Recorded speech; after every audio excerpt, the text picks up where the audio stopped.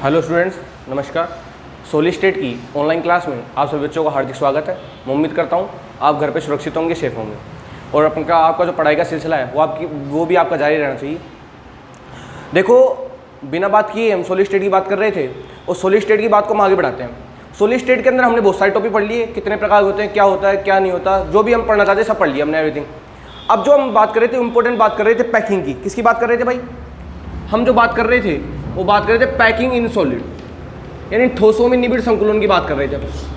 ठोसों में निबिड़ संकुलन, इसकी बात चल रही थी। और मैंने ये आपसे कहा था, अगर आपने पैकिंग सीख ली तो आप हर किसी यूनिट सेल की, जिसके अंदर अपने सिलेबस में 3 चलती है, एससीसी, बीसीसी और एफसीसी, इन तीनों यूनिट सेल की प्रॉपर्टीज का पता लगा सकते हो आप कि इन तीनों यूनिट सेल के अंदर एटम कहाँ पे है, उसका कंट्रीब्यूशन क्या है। मतलब इनके अंदर जो है एससीसी के अंदर कहते हैं कि जो अवयवी कण होते हैं घन के कोनों पे होते हैं, बीसीसी में घन के कोनों के साथ साथ घन के केंद्र में, एफसीसी में घन के कोनों के साथ साथ फलक के केंद्र में। ये बात की थी हम। तो इनको बताने वाला जो नेचर है, यानी जो टॉपिक है जो इनको समझाता है, उस टॉपिक का नाम ही क्या अपने पास? पैकिंग। यानी बिना पैकिंग के आप एससीसी, बीसीसी, एफसीसी की ज्यामिति का पता नहीं लगा पाओगे कि इसके अंदर वाकई में अवयवी कण कहाँ पे व्यवस्थित होते हैं। यानी अवयवी कणों की व्यवस्था को जानने के लिए हमको जो टॉपिक सीखना पड़ेगा वो टॉपिक सीखना पड़ेगा पैकिंग। अब मैंने आपसे ये भी कहा था कि आपको जो सॉलिड स्टेट के अंदर जो पैकिंग पढ़नी है वो पढ़नी है भाई 3D के अंदर, पढ़नी है 3D। अब 3D में आप डायरेक्ट नहीं जा सकते, तो मैंने कहा था 3D से पहले आपको सीखनी पड़ेगी 2D की पैकिंग, और 2D से पहले आपको सीखनी पड़ेगी 1D की पैकिंग। ये बात मैं कर चुका था। मैंने कहा था 1D में आपके पास अवयवी कणों को जमाने का एक तरीका है कि आपने एक एक्स ले ली, चाहे आप एक्स लो, चाहे वाई लो, चाहे जेड, आपने कोई सी भी एक एक्सिस ले ली और उस एक एक्सिस क्या लो, आपने सारे अवयवी कणों जमा दिया। और मैंने कहा जमाने का आपके पास एक ही तरीका होगा, इस प्रकार, जिसके अंदर आपने ध्यान हो तो मैंने निकलवाई थी समन्वय संख्या। मैंने कहा था समन्वय संख्या क्या होती है कि किसी भी क्रिस्टलीय संरचना में कोई परमाणु जितने अन्य परमाणुओं को स्पर्श करता है वो उस परमाणु कहलाती है समन्वय संख्या। जैसे इसको ये टच करेगा ये, तो इसकी निकाली थी अपने 2। और मैंने कहा था जब भी आपको समन्वय संख्या निकालनी हो तो आपको एक ऐसे परमाणु का चयन करना पड़ता है जिसके चारों ओर परमाणु क्या होते हैं? गिरे हुए। ये बात थी हमारे पास। फिर हमने कहा था ये तो भाई 1D की बात होगी। फिर हम गए थे 2D में। अब 2D में आपके पास एटम लाने के 2 तरीके थे, या तो आप एटम के नीचे एटम लगाओ इस प्रकार, या 2 एटम के बीच में एटम, जिसको आपने बोला था डिप्रेशन पॉइंट। इसे क्या बोला था आपने? Depression point. ये बताया था। तो मैं कहूँगा अगर आपके पास 2 तरीके हैं एटम लाने के तो पैकिंग 2 तरीके होगी। कौन सी? एक तो एटम के नीचे एटम वाली इस प्रकार की, और एक कौन सी होगी? 2 एटम के बीच में एटम, इस प्रकार की पैकिंग। ये थी। इसको तो कहा था अपने कि अगर मान लो मैं इसकी समन्वय संख्या निकालूं तो अपने पास आती 4 और इसके अंदर बनता है स्क्वायर, इसके अंदर बनता है स्क्वायर, इसलिए इसका नाम रखा था अपने स्क्वायर क्लोज पैकिंग रखा था। इसे शॉर्ट में बोलते थे अपना एससीपी। वो भी कौन सी वाली? 2D वाली। यहाँ पे अगर मैं उसको आगे बढ़ाऊं, इसको अगर आगे बढ़ाते हैं अपन, तो अगर इसको देखें अपन तो यहाँ पे एक हेक्सागोन का निर्माण होता है, यहाँ पे बनता है हेक्सागोनल, इसलिए इसको बोला था अपने हेक्सागोनल क्लोज पैकिंग। इसे बोलते हैं अपना एचसीपी। ये बात मैंने कहा था। यहाँ पे जो ए लेयर है, ऐसी कैसी दूसरी लेयर भी ए होगी, तीसरी भी होगी, इसे बोला था अपने ए टाइप अरेंजमेंट। लेकिन बता दिया था मैंने कौन सा वाला है 2D में, क्योंकि हम पढ़ने वाले 3D, और 3D में भी ए टाइप का अरेंजमेंट आएगा। ध्यान रखना भाई इस चीज का। विद्यार्थी यही भ्रमित हो जाते हैं कि उनसे 3D के बारे में पूछा गया, 2D के बारे में पूछा गया। अगर वो एग्जाम में लिख के दे कि 2D में, तो बात आपको ये करनी है। और मान लो कुछ भी ना लिख के दे तो हम किसकी बात करेंगे? ओनली फॉर ओनली 3D की। क्योंकि सॉलिड जितने भी होते हैं वे सारे किस स्टेट के अंदर एग्जिस्ट करते हैं? 3D के अंदर। जब कुछ भी ना लिख के दे तो समझ जाना किसकी बात कर रहा है? 3D की। और लिख के दे समझ जाना 2D की बात करेगा। भाई 2D लिख के देगा तो 2D की, और नहीं लिख के देगा तो अपने आप किसकी बात मान जाएंगे हम? 3D की। इसको बोला था अपने ए लेयर है, तो ये दूसरी हो गई ए बी। इसे कहा था अपने ए बी टाइप अरेंजमेंट। और मैंने कहा था ये भी कौन से वाला है? 2D, क्योंकि ये वापस आएगा 3D के अंदर। ये बात हम कर चुके थे। फिर मैंने यहाँ पे इसकी कोऑर्डिनेशन निकाला था आपके सामने 4 को टच कर रहा है परमाणु। यहाँ पे देखो ये वाला परमाणु कितने? 1 2 3 4 5 और 6, ये 6 को टच कर रहा है, तो यहाँ निकाली समन्वय संख्या अपने 6। फिर अपने पैकिंग एफिशिएंसी निकाली थी, यहाँ निकाली थी अपने 78.5, और यहाँ निकाल के दे दिया मैंने आपको 91.6, अप्रोक्सीमेट इतनी आती है। इतनी पैकिंग एफिशिएंसी किया गया। मैंने आपसे कहा था जितनी अच्छी पैकिंग एफिशिएंसी होगी क्रिस्टल उतना ही ज़्यादा मजबूत होगा। मैं कहूँ अगर आपको पैकिंग अच्छी करनी है तो मैं कहूँ स्क्वायर में से और हेक्सागोनल में से कौन सी क्लोज पैकिंग अच्छी होगी भाई? हेक्सागोनल वाली। ये बात हम कर चुके, ठीक है। अब हम सिलसिले को आगे बढ़ाते हैं। मैंने आपसे ये कहा था कि अगर आपको 3D में जाना है तो आपको 2D से गुजरना पड़ेगा। तो 2D में हमारे पास 2 पैकिंग हो गई, एक तो स्क्वायर क्लोज पैकिंग और एक अपने पास हो गई हेक्सागोनल क्लोज पैकिंग। अब सुनो, हमको जाना है 3D के अंदर। किसके अंदर जाना है? 3D में। अब 3D में जाने से पहले आपके पास 2D की 2 पैकिंग हुई, एक तो स्क्वायर क्लोज पैकिंग वाली और एक हेक्सागोनल क्लोज पैकिंग। ये भी 2D वाली और ये भी कौन सी वाली हो गई भाई? 2D वाली हो गई। अब पहले मैं आधार लूंगा स्क्वायर क्लोज पैकिंग को, और जब दूसरी बार मैं पढ़ाऊंगा आपको हेक्सागोनल क्लोज पैकिंग के आधार मान। यानी आपके पास 3D में जाने के दो तरीके हो गए। एक तरीका तो क्या होगा कि आप स्क्वायर क्लोज पैकिंग को आधार मान लो। जैसे आपने जब 2D को पढ़ा था तो आपने 1D को आधार माना था। अब मेरे को 3D पढ़नी है तो मेरे को 2D को आधार मानना पड़ेगा। अब 2D में मेरे पास आधार दो होंगे, क्योंकि मेरे पास 2D में पैकिंग ही दो है, एक तो स्क्वायर क्लोज पैकिंग और एक पाती है हेक्सागोनल क्लोज पैकिंग। तो मैं कहूँगा अगर मेरे को 3D के अंदर पैकिंग समझनी है तो मेरे को 2D में से इन दो आधार में से किसी एक आधार को चुनना होगा। तो पहले मैं चुनूंगा इसको, उसके बाद चुनेंगे इसको। इसकी पैकिंग भी हमको पढ़नी है और इसकी पैकिंग भी हमको पढ़नी है, ध्यान से लेना इस चीज़ को। तो मैं कहूँगा पहले मैं उसकी बात ना करके पहले इसकी बात कर लेता हूँ कि हम जो 3D पैकिंग पढ़ना चाहते हैं वो किसको आधार मानकर पढ़ना चाहते हैं भाई? स्क्वायर क्लोज पैकिंग को। यानी स्क्वायर क्लोज पैकिंग को आधार मानकर अब मैं आपको जो पैकिंग समझाने जा रहा हूँ वो पैकिंग समझाने जा रहा हूँ 3D। यानी मैं अब रिपीट करूंगा 3D के अंदर। यानी अब जो आइटम आ रहा है वो कहाँ से आएगा भाई? 3D से। अब सुनो ध्यान से भाई, आपके पास जब स्क्वायर क्लोज पैकिंग थी तो मैंने कहा था ये पूरे का पूरी व्यवस्था कुछ प्रकार थी कि एटम के नीचे एटम, एटम के नीचे एटम, एटम के नीचे एटम, एटम के नीचे एटम, ऐसी व्यवस्था थी कुछ। टच करेंगे भाई एक दूसरे को ध्यान रखने से, ठीक है। हमने कहा था ये 1D वाली लेयर थी, इसको माना था ए, तो ये भी इसके साथ जैसी हो गई ए, ये भी ए, ये भी। ये तो अपने पास 2D की बात। अब मैं 3D में लूंगा तो मैं कहूँ 3D में पूरी लेयर काउंट होगी ही नहीं होगी। इस पूरी लेयर को मैं मान लेता हूँ ए लेयर। क्या मान लिया इसको मैंने? A layer. अब सुनो ध्यान से, मैंने कहा था आपके पास अवयवी कणों को रखने की दो व्यवस्था हो सकती है। एक तो लेयर के ऊपर आप लेयर रख दो, यानी इस एटम के ऊपर एटम, इसके ऊपर एटम, यानी एटम के जस्ट ऊपर एटम। फॉर एग्जांपल आप इस प्रकार समझो कि मान लो 4 एटम आपके पास, एक एटम ये ना, उसके पास में एटम, उसके पीछे एटम, उसके पीछे, यानी चारों एटम एक ही प्लेन में और एक दूसरे को क्या कहते हैं? टच। अगर इस जो नीचे वाले 4 एटम है इनके ऊपर ही मैं 4 एटम को इसके ऊपर रख दूं, जस्ट इसका ऊपर, यानी इसके ऊपर ही दूसरा, इसके ऊपर दूसरा, इसके ऊपर दूसरा, इसके ऊपर दूसरा, मैं कहूँगा एटम के ऊपर आपने एटम रख दिया तो बताओ जो व्यवस्था नीचे थी वो की वो व्यवस्था ऊपर होगी कि नहीं होगी? अगर व्यवस्था बिल्कुल सेम है तो नीचे वाली लेयर का नाम अगर ए होगा तो बताओ ऊपर वाली लेयर का नाम भी ए होगा कि नहीं होगा? तो मैं कहूँगा मेरे पास यहाँ पे दो तरीके हैं। एक तो क्या कर सकता हूँ मैं, इस प्रकार की व्यवस्था कर सकता हूँ कि एटम के जस्ट ऊपर एटम। अब तुम ये मत करना सर हमने छोटे बनाए, बिल्कुल बराबर बनेंगे और दिखाने के लिए कि एक व्यवस्था तो अपने पास ही होगी। अगर ये लेयर ए है तो बताओ ये वाली लेयर भी कौन सी होगी? ए लेयर होगी ही नहीं होगी? होगी। फिर आप इसके ऊपर जमाते जाओगे, जैसे जैसे जमाते चले जाओगे, बताओ 3D लैटिस का निर्माण होगा कि नहीं होगा? और उसमें किस टाइप का अरेंजमेंट पाया जाएगा? ए टाइप का अरेंजमेंट। कौन सा टाइप का अरेंजमेंट पाया जाएगा? ए टाइप का। लेकिन ये अरेंजमेंट कौन सा होगा भाई? 3D वाला। कौन सा होगा? 3D वाला। याद आ गई आपको बात? मैंने कहा था ए टाइप का अरेंजमेंट 2D में भी पाया जाता है और ए टाइप का अरेंजमेंट किस में पाया जाता है? 3D में। 2D में तो क्या था अपने पास? आपने 1D के नीचे जमाया था कि एटम नीचे एटम। अब यहाँ करेंगे कि जो 2D की पूरी लेयर है उस लेयर के जस्ट ऊपर लेयर, फिर उसके ऊपर लेयर, फिर उसके ऊपर, ऐसे जमाते चले जाओगे एक ही व्यवस्था में तो बनने वाला अरेंजमेंट कहलाएगा ए। इसको बोलते हैं 3D। और इसी अरेंजमेंट को आपने बोला था SCC, कि इस प्रकार के अरेंजमेंट को बोला जाता है SCC अरेंजमेंट। मतलब जो SCC यूनिट सेल है, सुना बात ध्यान से, ये बात इंपॉर्टेंट है कि जो आपके पास SCC यूनिट सेल है वो किस व्यवस्था से बनती है। कई बार पूछा जाता है कॉम्पिटिटिव एग्जामों में कि बताइए SCC जो यूनिट सेल है वो किस टाइप के अरेंजमेंट से बनती है? तो आप कहोगे ये बनती है ए टाइप। कौन से अरेंजमेंट? 3D arrangement. इंपॉर्टेंट बात यही है भाई।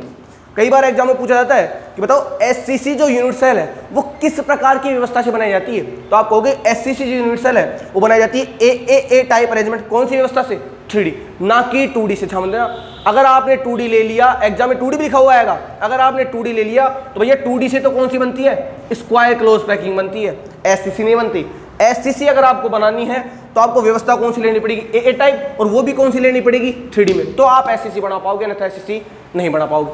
अब तुम्हारे दिमाग में डाउट ये आ रहा होगा कि सर आपने इसको SCC क्यों बोला? ऐसी कौन सी व्यवस्था यहाँ पे उत्पन्न हो गई कि आपने इसको SCC बता दिया? सर हमारे तो बात कुछ समझ में नहीं आई कि आपने इसको SCC क्यों बोला, रट के बोल दिया क्या? नहीं, ऐसा बिल्कुल भी नहीं होगा। मैंने आपसे पहले ही कहा है कि पूरी की पूरी solid state only for only imagination के ऊपर बेस है। आपका इमेजिनेशन जितना अच्छा होगा आप सॉलिड स्टेट को उतनी अच्छे से हल कर पाओगे। और इसके क्वेश्चन एग्जाम में आपको रटने की बिल्कुल आवश्यकता नहीं है।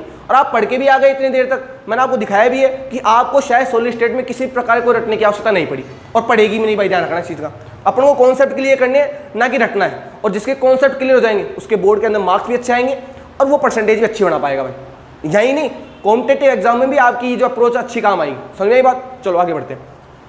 तो मैं कहूँगा कि आपके पास लेयर थी, लेयर के ऊपर हमने ले जमाई, जस्ट उसके ऊपर तो ए टाइप की व्यवस्था बन गई। और ये व्यवस्था कौन सी होगी? 3D में। इसको बोला था अपने ए 3D टाइप अरेंजमेंट, और इसी को बोलते हैं हम SCC। ये बता दिया मैं। अब सुना ध्यान से, ये तो बात ऐसी। अब ये SCC कैसे बनती है अभी समझाऊंगा। इसके अलावा मैंने आपको ये व्यवस्था और बताई, अगर आपको याद हो। पहले इसको समझा देते, चलो इसको समझा देते पहले कि सर आपने इस यूनिट सेल को SCC क्यों बोला। अब सुना ध्यान से, अगर आपको इसको समझना है कि ये जो अरेंजमेंट बना है, ये जो अरेंजमेंट बना है वो एससीसी है, तो आपको इस अरेंजमेंट का चयन करना होगा। भाई मैं कहूँगा ये व्यवस्था पूरी यूनिट सेल में होगी, ऐसी देखो ऐसी होगी व्यवस्था ही। भाई एटम के ऊपर एटम होंगी नहीं, मैं को ये लेयर ए है नीचे वाली, ऊपर वाली लेयर में क्या होगी ए, ऐसे लेयर के ऊपर लेयर के ऊपर, और वो टाइप का अरेंजमेंट कौन सा हो जाएगा, ए टाइप अरेंजमेंट। अब मैं समझना चाहता हूँ इसमें एससीसी, और एससीसी को समझने के लिए मेरे को इसके अंदर से किसी न किसी एक यूनिट सेल का क्या करना पड़ेगा, चुनाव। भाई आपको जब कोऑर्डिनेशन नंबर समझना था तो क्या आपने सारे परमाणु ले लिए थे क्या, नहीं, आपने किसी एक परमाणु को चयन किया था। और मैंने आपसे ये भी कहा था कि कोऑर्डिनेशन नंबर पूरी की पूरी यूनिट सेल में कांस्टेंट होता है, चेंज नहीं होता। तो यहाँ भी ऐसा ही होगा, जब मैं किसी एक का चयन कर लूंगा तो बताओ उसकी तो पुनरावृत्ति पूरी यूनिट सेल में हो रही नहीं हो रही। भाई आपके पास जालक क्या होता है कि यूनिट सेल के मतलब यूनिट सेल की लगातार पुनरावृत्ति से जिस लैटिस का निर्माण होता है उसे बोलते हो आप क्रिस्टल जालक। तो मैं कहूँगा अगर मैं छोटे से पार्ट का चयन कर लूंगा तो उसके जो गुण आएंगे वो बताओ पूरी पूरी यूनिट सेल में आएंगे नहीं आएंगे, 100% आएंगे। तो मैं चयन कर रहा हूँ, अगर मान लो मैं देखो ध्यान से अलग दिखा रहा हूँ चौक से, अगर मान लो मैं इसका चयन करूँ, इस पार्ट का, इसकी व्यवस्था देखना चाहूँ तो मैं कहूँ ये व्यवस्था कुछ ऐसी है। देखना जैसे इसको मार्क किया मैंने, इसको मार्क किया, मैं ध्यान से देखना इस चीज़ का, मैंने इस चीज़ को मार्क किया, इस व्यवस्था को निकाल रहा हूँ बाहर। ये व्यवस्था कुछ इस प्रकार है कि जो पीछे वाली लेयर है वो ग्रीन चौक से बनाई हुई है, उसके अंदर ऐसी व्यवस्था देखो, पीछे वाली व्यवस्था इस प्रकार की है, वो किस चौक से बनाई हुई है, ग्रीन चौक से। उस लेयर को नाम दिया था अपन ए लेयर, यही था। दूसरी जो व्यवस्था बनाई है जो गुलाबी चौक से बनाई हुई है, एटम के ऊपर एटम, अब दिखाने के लिए बनाओ भाई, पूरे के पूरे देखेंगे, ध्यान रखना इस चीज का। ये रहा एटम के ऊपर एटम, एटम के ऊपर एटम, एटम के ऊपर एटम, एटम के ऊपर एटम, ठीक है। ये लेयर कौन सी होगी अपने पास, ये लेयर होगी अपने पास बी लेयर, दिख रही हो साफ साफ आपको। यही व्यवस्था है कुछ कि नीचे वाली लेयर है, उस लेयर के जस्ट ऊपर दूसरी लेयर, अब बी लेयर नहीं सॉरी ए लेयर, क्योंकि दोनों व्यवस्था समान है ना। भाई ये नीचे लेयर भी ए होगी क्योंकि यहाँ भी एटम नीचे रखे हुए एक साथ साथ, और आपने एटम के जस्ट ऊपर एटम रखा, तो बताओ उसकी व्यवस्था बिल्कुल समान होगी नहीं होगी। तो ये लेयर ए होगी ये वाली, अगर इस लेयर को मैं टक कर दूं यहाँ पे, अगर ये लेयर ए है तो ये ऊपर वाली लेयर भी क्या होगी ए, इसलिए बोला था अपन ए टाइप अरेंजमेंट। अब हम देखना चाहते हैं कि इस व्यवस्था से एससीसी का निर्माण किस प्रकार हुआ। भाई आप ये देखो, अपने एटम को इतना बड़ा गोला नहीं मानेंगे अपन, तो एटम को दिखाएंगे डोर से, और डोर से किस प्रकार दिखाएंगे, सुना ध्यान से। अगर मैं एक क्यूब बना के लाऊं, अब आपको पूरी व्यवस्था दिखेगी, ध्यान से देखना है, दिख रहा होगा शायद आपको, यहाँ देख लेते हैं। अगर आप एक क्यूब बनाए तो मैंने एक क्यूब बना लिया क्यूब। अब देखो व्यवस्था किस प्रकार है, आपके पास नीचे वाली लेयर है, सुनना ध्यान से, इमेजिनेशन करना। अगर आपने इमेजिनेशन कर लिया तो आप समझ जाओगे कि ये जो अरेंजमेंट है ए टाइप 3D वाला, उससे एससीसी बनती है, बीसीसी नहीं बनती, समझ जाओगे बिल्कुल ध्यान से। अब सुनना ध्यान से, मैं आपको इमेजिनेशन करवा रहा हूँ कि व्यवस्था जो ये वाली अरेंजमेंट है उससे एससीसी किस प्रकार बनता है, फिर मैं आपको बोर्ड पर बना के दिखा दूंगा। आपके पास 4 एटम, सुना ध्यान से, पहले एटम क्या होगा, एक एटम ये रहा, सुना ध्यान से, एक एटम ये रख दिया मैंने, और एक एटम ये रख दिया, फिर एक एटम ये रख दिया, एक एटम ये रख दिया, 4 एटम एक दूसरे को टच कर रहे हैं, ऐसी व्यवस्था हो गई। नीचे वाली लेयर बन चुकी ए। अब आप दूसरा एटम लेके आ रहे हो 3D से जब एटम लेके आओगे आप, तो एटम के ऊपर एटम रखोगे, ये वाले फर्स्ट वाले के, फिर वहां पे भी एटम के ऊपर एटम, फिर वहां पे भी एटम के ऊपर एटम, और वहां पे भी एटम के ऊपर एटम। मैं कहूंगा 4 एटम तो नीचे टच कर रहे हैं, और 4 के 4 जस्ट इसके ऊपर टच कर रहे हैं आपस में, बताओ कर रहे ही नहीं रहे। 4 तो ऊपर हो गए और 4 नीचे। अगर इन नीचे जो 4 है, एक ये रहा, एक ये रहा, एक ये रहा, एक ये रहा, अगर इन नीचे वाले के चारों सेंटर को, मैंने कहा था जब भी आपको किसी एटम की पोजीशन दिखानी हो तो दिखाई जाती है हमेशा सेंटर से। कहां से दिखाई जाती है, सेंटर से। ये बात तो मैं पहले वाले लेक्चरों में ही कर चुका, तो सुना ध्यान से, एक एटम ये था, एक इसके पास में था, एक यहाँ पे था, एक यहाँ पे, ऐसी कैसी व्यवस्था आपने ऊपर रख दी।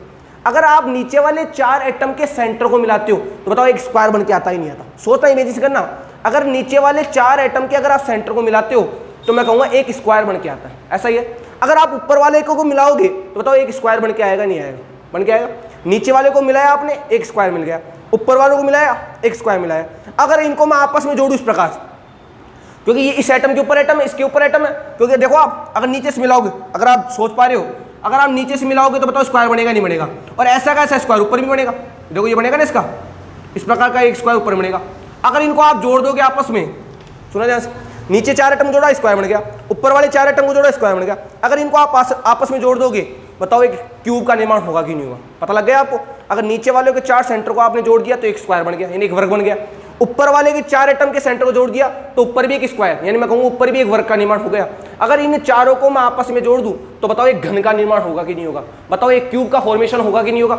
और इस क्यूब में जो आपके एटम है, मैंने कहा था एटम की जो पोजीशन है हमेशा कहां से दिखाई जाती है, सेंटर से। और आपने जो वर्ग बनाया है वो कहां से बनाया भाई, जो आपने स्क्वायर बनाया है वो कहां से बनाया है, सेंटर से। तो मैं कहूंगा नीचे वाले के 4 सेंटर को जोड़ा आपने और ऊपर वाले के 4 सेंटर को जोड़ा, और इनको जब आपस में जोड़ा बताओ एक क्यूब का फॉर्मेशन हुआ कि नहीं हुआ। और जो आपके एटम है बताओ उस क्यूब के कॉर्नर के ऊपर प्रेजेंट है कि नहीं, होगी नहीं भाई। नीचे के एटम जो ऐसे, नीचे वाले एटम ग्रीन है, तो ग्रीन एटम ऐसे बताएंगे, जबकि टच करेंगे एक दूसरे, ध्यान रखना ये रहे आपके ग्रीन वाले एटम आगे।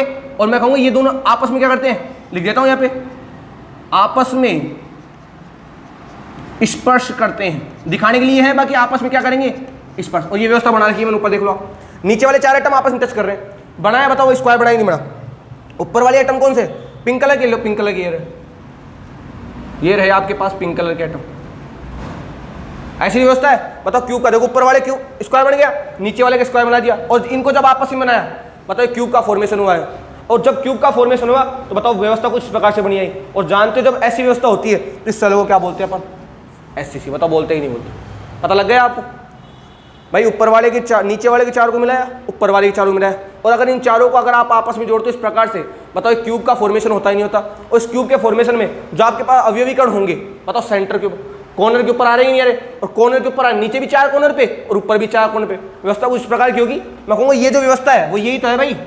अगर व्यवस्था इस प्रकार की है तो इसको तो हम पढ़ के आए कि जब atom only for only corner के ऊपर होता है क्यूब में, उसको बोलते हैं हम सिंपल क्यूबिक यूनिट सेल। क्या बोलते हैं, सिंपल क्यूबिक यूनिट सेल। तो समझ गए कि वाकई में इस प्रकार के अरेंजमेंट से किस प्रकार की यूनिट सेल का फॉर्मेशन होता है भाई, सिंपल क्यूबिक यूनिट सेल। और सिंपल क्यूबिक यूनिट सेल की मैंने आपको पैकिंग एफिशिएंसी निकलवा चुका पहले में।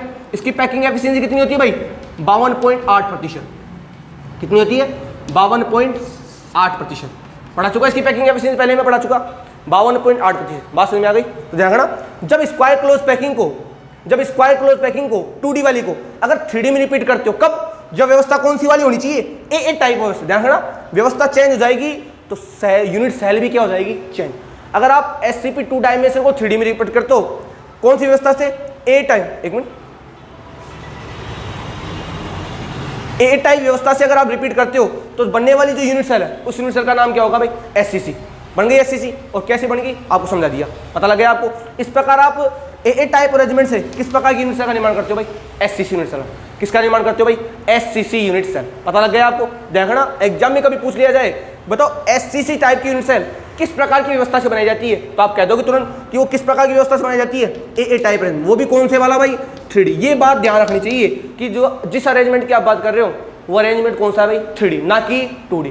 अगर 2D ले लिया तो फिर पैकिंग कौन सी हो जाएगी, स्क्वायर क्लोज पैकिंग हो जाएगी भाई, SCC नहीं होगी। इस प्रकार का जो देखा जाता है, इस प्रकार के क्वेश्चन का लेवल वो कॉम्पिटिटिव एग्जाम में देखा जाता है। वो पूछ लेता है बताओ SCC यूनिट सेल निम्न में से किस प्रकार की व्यवस्था से बनाई जाएगी। इसको भी लिखेगा बैकएंड 3D लिखेगा, इसको भी लिखेगा बैकएंड क्या लिख दिया 2D। हमको कौन से पे टिक करना है भाई, इसके ऊपर कि जो SCC है वो ए टाइप अरेंजमेंट से बनाई जाती है, और वो भी कौन सी पैकिंग से, 3D वाली से। बात समझ में आ रही है। देखिए जाओ आप कि इस प्रकार से आप ध्यान देना इस चीज को, इस प्रकार से आप किसका निर्माण कर सकते हो भाई, सिंपल क्यूबिक यूनिट सेल का। पता लग गया बात। और इसकी पैकिंग एफिशिएंसी कितनी होगी भाई, 52.8%। अब सुनो ध्यान से, ये तो बात हम कर चुके। अब हम ये देखना चाहते हैं, इसको तो मैं रफ कर दूं, यहाँ से इसको रफ कर दूं ना, उसको देख लेते हैं, उसको देख के आगे बात कर लेंगे। देखो ध्यान, यही बना देता हूँ इसको। तो हमने ये सीख लिया कि व्यवस्था से हमारे पास जो यूनिट सेल बन के आएगी वो यूनिट सेल कौन सी होगी भाई, सिंपल क्यूबिक यूनिट सेल। ये था हमारे पास 4 एटम तो ऊपर थे और ये 4 एटम नीचे बन गई थी। इसको बोला था अपन ने SCC। हम निकालना चाहते हैं कि SCC यूनिट सेल के अंदर कोऑर्डिनेशन नंबर कितना हो। हम क्या निकालना चाहते हैं कि आपके पास जो सिंपल क्यूबिक यूनिट सेल है उसका कोऑर्डिनेशन नंबर क्या होगा। मैंने कहा था कोऑर्डिनेशन नंबर क्या होता है कि किसी भी क्रिस्टलीय संरचना में कोई परमाणु जितने अन्य परमाणु को स्पर्श करता है वही उस परमाणु क्या कहलाती है, समन्वय संख्या। अब सुनो ध्यान से बात, अगर मैं यहाँ पे कोऑर्डिनेशन नंबर निकालना चाहूँ तो तुम थोड़ा सा अंदाजा लगाना कि मेरे पास 4 एटम थे, 1 2 3 4, और 4 के 4 एटम उसके जस्ट ऊपर थे। मैं कहूँगा जो नीचे वाला कोने वाला एटम, सुना ध्यान से, भाई अगर आप इसको अगर बॉक्स मान लो तो एक एटम यहाँ रखा हुआ है, एक एटम यहाँ, एक एटम यहाँ, एक एटम, और मैं कहूँगा चारों एटम बताओ आपस में टच करते ही नहीं करते। मैं कहूँगा ये वाला एटम इसको टच करेगा, ये वाला एटम इसको टच करेगा, क्या ये वाला एटम इसको टच करेगा? क्या कर ही नहीं सकता भाई। मैं कहूँगा ये वाला एटम इसको भी टच करेगा, इसको भी टच करेगा, और एक जो इसके ऊपर बैठा है उसको भी तो टच करेगा नहीं करेगा? भाई ये वाला एटम इसको टच करेगा, इसको तो कर ही नहीं सकता, लेकिन इसके ऊपर बैठा है उसको भी तो टच करेगा नहीं करेगा? तो मैं कहूँगा ये वाला जो एटम, अगर मान लो मैं इस एटम को देखता हूँ, ध्यान देखना, जिस एटम को मैंने मार्क किया उस एटम की अवस्था, तो मैं कहूँगा ये एटम वाला जो ये वाला एटम है वो इससे भी टच होगा, यानी इसको भी टच करेगा, ये इसको भी टच करेगा भाई, ये अपने से नीचे वाले को भी टच करेगा। अब ये तो एक क्यूब की बात है, ये तो छोटे से क्यूब की बात हुई। मैं कहूँगा भाई ये तो छोटी सी यूनिट सेल है, और आप तो एक लैटिस की बात करोगे। अब लैटिस इतना सा थोड़ी होता है, वो तो पुनरावर्ती से होता ही नहीं होता। तो मैं कहूँगा अगर मैं इसके साथ में क्यूब बना दूँ तो बताओ ये इधर भी टच करेगा नहीं? भाई जैसे इस प्रकार इधर से टच कर रहा है तो इधर भी 3 यूनिट सेल होगी, बताओ उसको भी टच करेगा नहीं करेगा? जैसे आगे कर रहा है बताओ वैसे पीछे भी करेगा नहीं करेगा? जैसे ही नीचे कर रहा है बताओ ऐसे ऊपर भी करेगा नहीं करेगा? भाई आपके पास यहाँ भी एक यूनिट सेल होगी, इसके पीछे भी यूनिट सेल होगी, इसके पीछे भी होगी, और चारों की चार ऊपर। भाई 4 ऊपर होंगी 4 नीचे होंगी। तो मैं कहूँगा अगर ये इधर टच कर रहा है इससे कर रहा है, इससे कर रहा है, इससे कर रहा है तो इधर वाले से करेगा, आगे वाले से कर रहा है तो इसके पीछे वाले से करेगा, नीचे वाले से कर रहा है तो ऊपर वाले से। तो मैं कहूँगा ये जो परमाणु है 1 2 3 4 5 और 6 परमाणु से स्पर्श कर रहा है, अतः इसकी जो कोऑर्डिनेशन नंबर जो इसका होगा अपने पास कितना आएगा भाई? यानी सिंपल क्यूबिक यूनिट सेल के अंदर जो कोऑर्डिनेशन नंबर अपने पास निकल के आता है वो कितना निकल के आता है भाई? 6, क्योंकि इसके अंदर एक परमाणु 6 अन्य परमाणु को स्पर्श करता है। पता लग गया ना आपको? भाई जो ये वाला एटम को इसको टच करेगा, इसको टच करेगा, ऊपर वाले को 3 ऐसे, तो इधर वाले एक उधर भी होगा, एक इधर भी होगा, एक ऊपर भी होगा, 3 इधर और 3 इधर, 3 3 कितने हो गए? 6, और जितने वो टच करता है वही उस परमाणु क्या कहलाती है? समन्वय संख्या। बात समझ में?